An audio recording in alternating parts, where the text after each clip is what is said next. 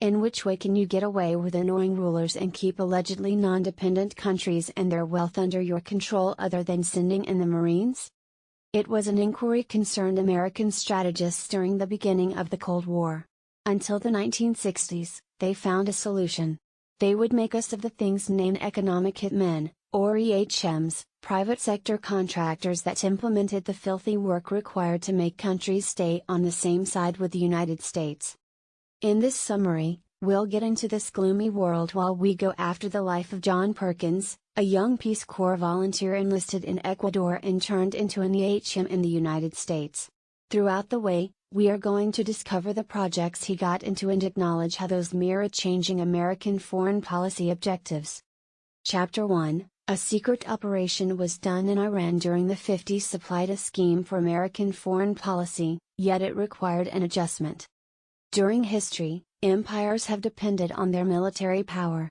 Provided that they desired to dominate territory, they sent their soldiers and took it. Enemies may argue about these claims, then this may cause a war, yet that was seldom a disincentive. The quarrel was basically an inescapable outcome of implementing imperial business. This estimation became different after World War II. And then, as elder European forces diminished, two brand new empires came out, the Soviet Union and its rival the United States. Both of them had the atomic bomb, meaning that a war between them had the possibility to bring about nuclear Armageddon. This was the disincentive, and it made the US implement a new tactic for imperial management. In 1951, the Iranians chose Mohammad Mossadegh, a prevailing nationalist promising to bring the control of the nation's great oil reserves back to the Iranians.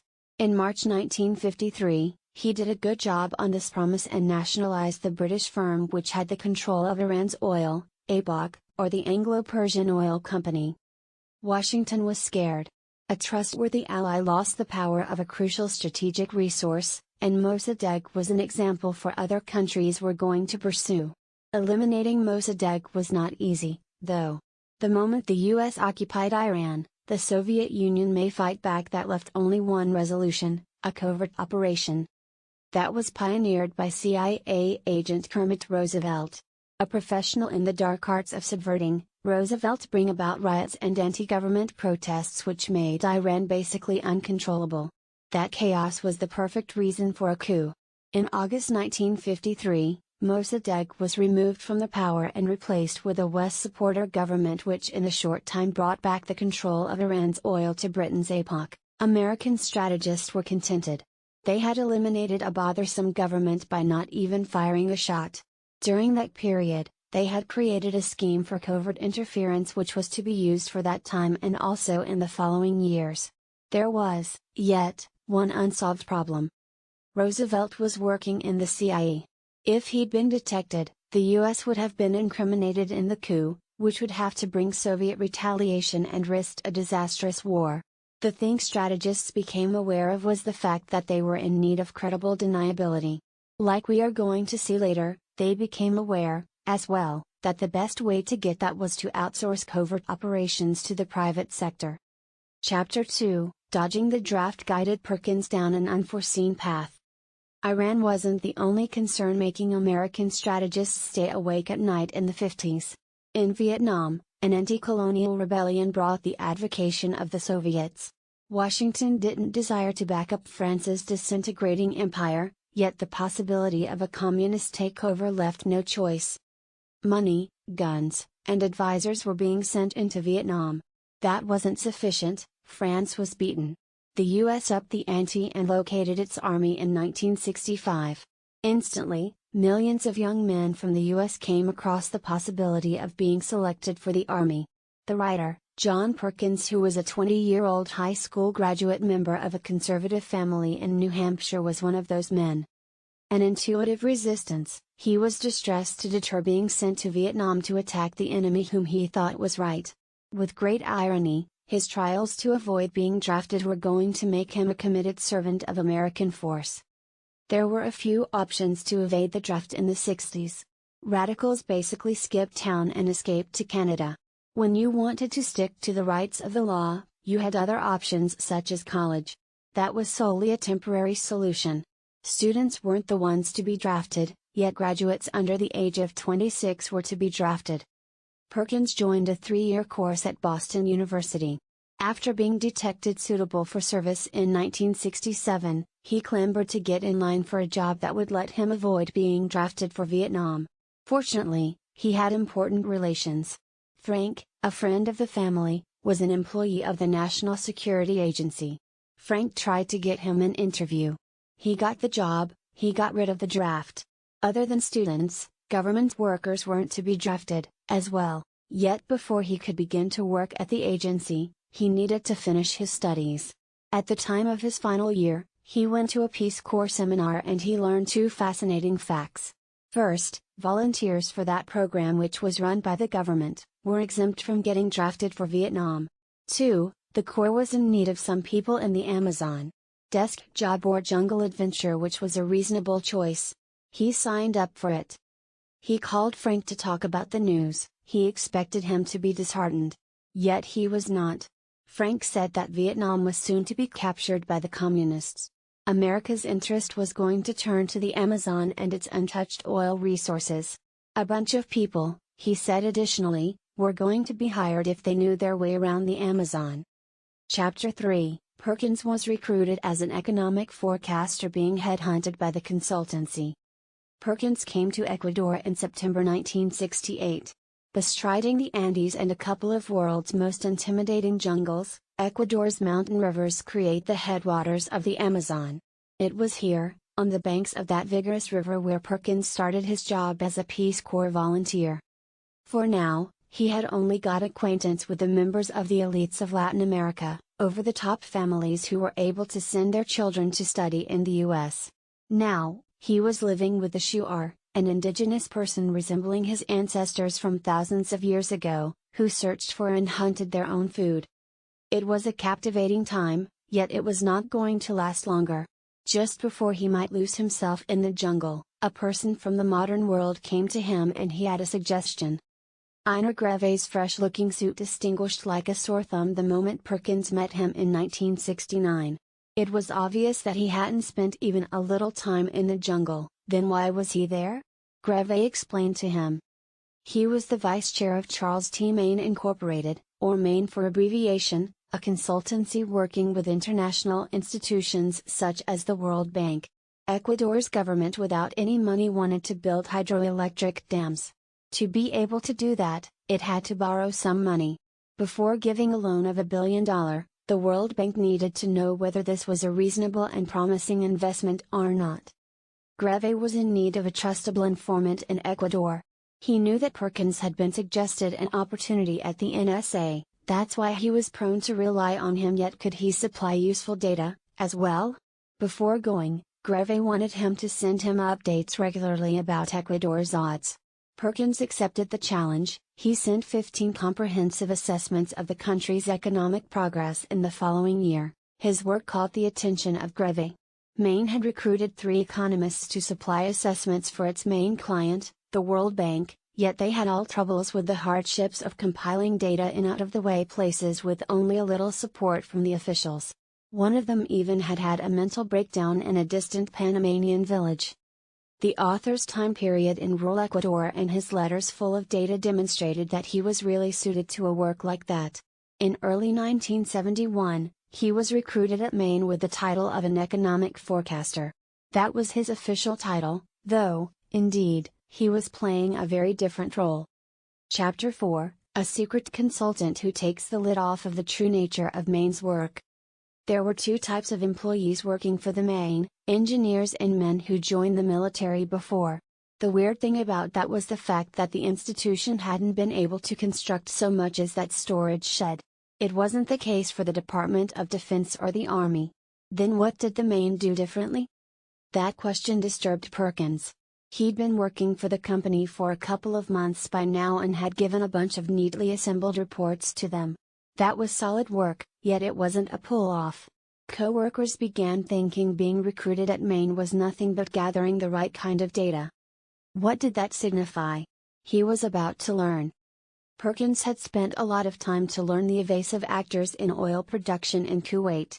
He had all yet quit the moment a woman sat down next to him in Maine's foyer and gave him a folder. She stared at him with thrill as the face of Perkins lit up because it had everything he needed to know. He had actually met Claudine Martin, the main consultant who was going to complete the training of Perkins. Martin said she would turn his title into Economic Hitman, or EHM, following the coming weeks. After she was done, he was going to make a decision. EHMs, Martin said, has two things to do. First, they perform economic estimations that justify enormous loans to aid construction projects in countries such as Ecuador. Let alone accuracy, statistics have the potential to be manipulated. At the end, the objective is to make space for opportunities for Maine to gain its money by being a negotiator between governments and construction companies. Second, EHMs bankrupt the countries receiving those aids. Indebted states are bounded to the creditors such as institutions named the World Bank, which both funded by the US and an ally of it. This is important when Washington is in need of a favor, such as a vote in the UN or authorization to construct a new base for the military. As a return for this work, Perkins had a right to demand two things from Maine. 1. Enough money to make sure that he will be never in need of money. 2. Was a life of opulence and fascination. Then the question was he going to accept or not? It was not a hard question for a determined 26-year-old Perkins. He accepted. Chapter 5, Perkins's first thing to do was to supply misleading data to show that huge loans should be given to Indonesia. A basic but challenging notion drove American interference in Vietnam. There was something like when one country falls to communism, the countries around that are also going to fall to communism, as well. In Asia, China was pursued by North Korea. When Vietnam fell to communism, there was nothing to talk about who was the next to fall. By 1971, strategists were sure that they passed the time to help Vietnam. Their direction turned to the next domino, Indonesia, an archipelago with rich oil resources of 17,500 islands. Having Indonesia open for business and a friend to the US wasn't about the military, anyway. This thing would be a mission for the EHMs. The Indonesian domino had already struggled a couple of times. Having declared independence in 1945, a ferocious anti-imperialist whose name was Sukarno came to chair. He put Indonesia next to the Soviet bloc and preserved the strong Communist Party of Indonesia. The army ended this alliance in 1965, putting together and massacring too many thousands of communists. In 1967, it overthrew Sukarno and replaced it with a general from the same ranks as president. The US took a moment of relief. Indonesia had been saved from communism. But now, the US had to make sure that the new regime's loyalty would be secured. With that mission in mind, the World Bank and the US Agency for International Development, or USAID, made their minds up to lend Indonesia billions of dollars for projects of infrastructure. These loans wouldn't just make Indonesia indebted to the US, they would also let American corporations make a fortune out of these projects. How? Well, the loans were going to be on condition. The Indonesian government was to fulfill two missions. First, it had to accept to recruit American contractors and pay them as much as they wanted. Second, it had to favor the ones facilitating the extraction and exportation of Indonesia's vastly untouched oil resources over the others. Indonesia's creditors to be required reasonable information demonstrating that those loans are reasonable to go on with before making the decision, though. The author was sent to Indonesia in the summer of 1971. He was part of a group that 11 people asked to evaluate a plan to build an electricity grid that was going to make the oil extraction in Java easy, Indonesia's biggest island. His job was the same as what Claudine Martin had explained to him. It was going to be altering statistical data just until it gives what the employers desired it to give. It was his first mission. Chapter 6, In spite of the lack of faith, Perkins manipulated the figures required to second the loans to Indonesia. The World Bank and USAID would possibly affirm advances to Indonesia provided that it could be indicated the electrification of Java added to the development of the nation's economy. Without a positive forecast, the ventures would be set aside briefly. For the Maine, that was an unsatisfactory result. It demanded that growth projections from Perkins, the higher, the better. This was the activity he'd been prepared to do, yet the more he remained in Indonesia, the more he judged what he is doing. Not many of Maine's workers considered themselves to be backstabbers. There was a straightforward purpose behind that: they had faith in the thought that defended their work, any way obscure it may show up. The thought was that all monetary development benefits mankind and more development makes more advantages. There was only one issue with this thought: most definitely, it wasn't correct. Take Indonesia's capital, Jakarta. Loaded up with rich gardens, bright sarongs, and the smell of cloves, it was frequently a delightful city. Be that as it may, it additionally had a revolting and shocking side. Lepers with bloodied advocates for hands asked in the boulevards. Little youngsters sold their bodies for a wage. The great trenches worked by the Dutch, Indonesia's old colonial masters, were loaded up with waste and fixed with cardboard huts, the homes of Jakarta's lowest income people. The electrification would bring development, yet that development wasn't going to support these individuals. It would basically add money to the pockets of the elites who controlled the recently productive oil industry. In spite of this melancholy end, Perkins chose to give his supervisors what they needed. His report reasoned that charging Java would support monetary development by 17% every year, a highly misrepresented figure. He legitimized this to himself by thinking that his projection would be dismissed in any way. His group brought another forecaster, a blunt 70-year-old called Parker, who would not toe the organization line. He realized Parker's increasingly precise gauge was only 7% and expected Maine would be compelled to acknowledge this figure. Parker, all things considered, was the more senior financial specialist. It was a smart justification, however, it didn't play out that way.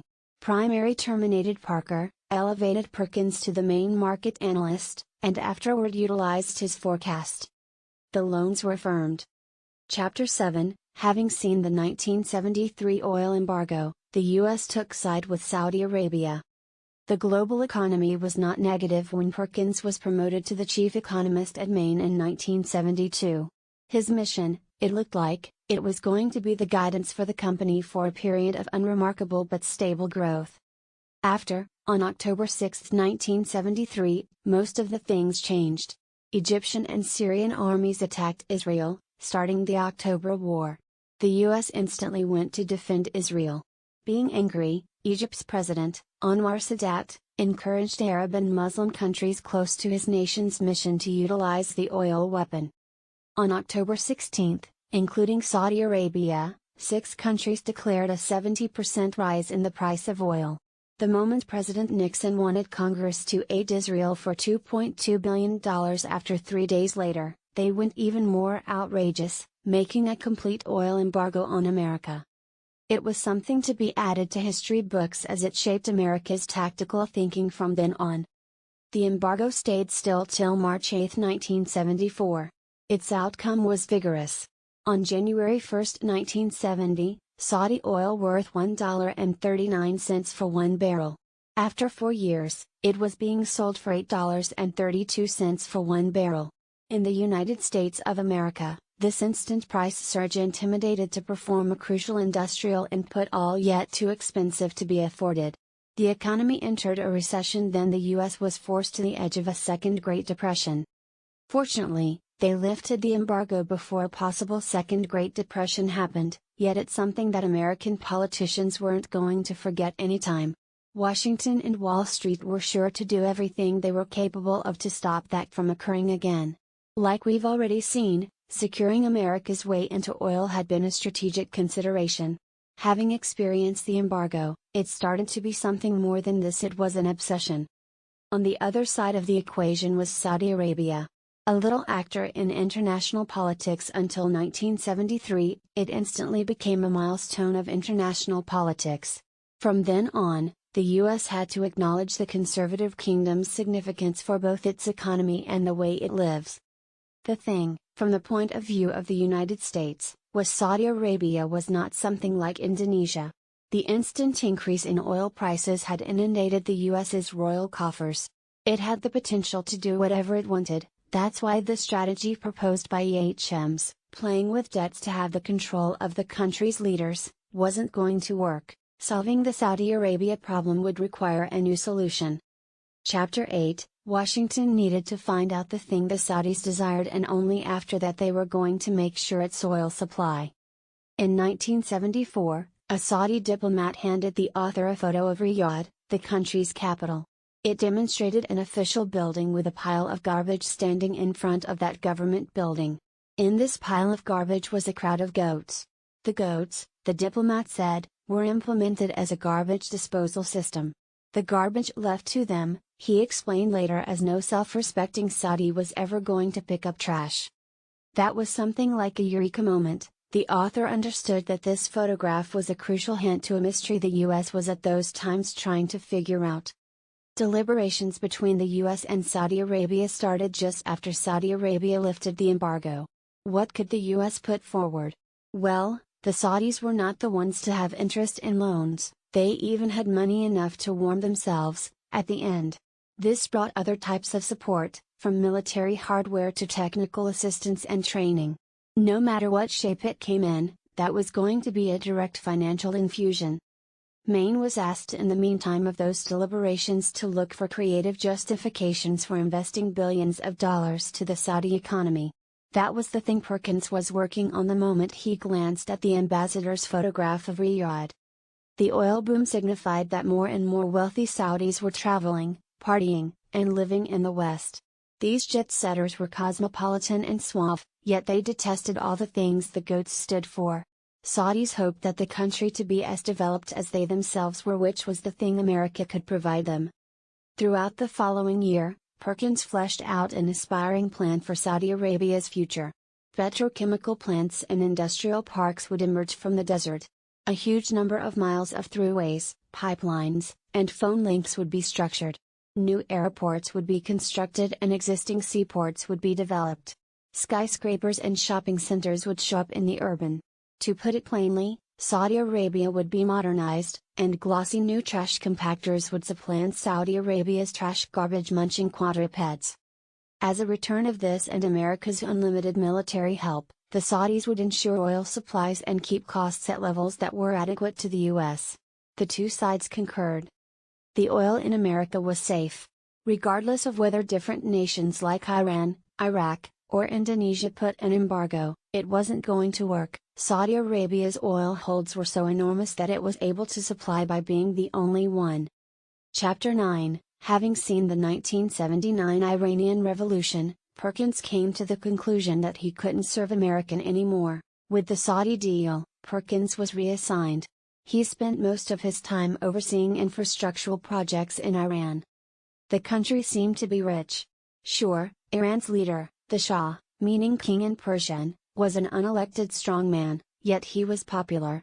Iran was having an economic boom with the help of the government's modernization plan. Yet appearances most of the time misleading. Iranians praised the Shah when they spoke English with foreigners like Perkins, yet that doesn't mean they fully praised him. In late 1978, Perkins had dinner with an Iranian general who had once jumped in front of the Shah to save him from an assassin's bullet. He expected this old loyalist to sing the Shah's praises, but he was in for a surprise. Why was this? Well, the Shah was dishonest and insatiable. Worse, he was brutal. Savak, his secret police, tormented and murdered dissenters with impunity. His alliance with the US was the only thing supporting him. This alliance served two purposes: it had Iranian oil flowing, and it protected America's best Middle Eastern friend, Israel. The people were against these policies, yet that's the reason he wasn't chosen by society. Anyway, the general cameo to the conclusion that you can only suppress people's real feelings for so long. One way or another, they uprise. He was on the right point. The first protests began in late 1978. Soon, Iran was in the agony of a popular Islamic revolution. Fearing for his life, the Shah escaped in January 1979. It was an eye-opening moment for Perkins. The US oppressed a country to protect its own interests. But now, it had to face the outcomes which were the anti-American rage. Confessions of an Economic Hitman by John Perkins Book Review. The Cold War was a cagey issue. Both the US and the Soviet Union, the world's just outstanding domains, needed to extend their capacity while keeping away from a cataclysmic nuclear war. The US found a response to this strategic problem in Iran, where it trialed another covert strategy in the mid-1950s. Afterward, This methodology would be reappropriated to the private division, which would utilize economic hitmen like the creator to do Washington's bidding. From Indonesia to Saudi Arabia, these EHMs would start to lead the pack in satisfying America's foreign policy objectives.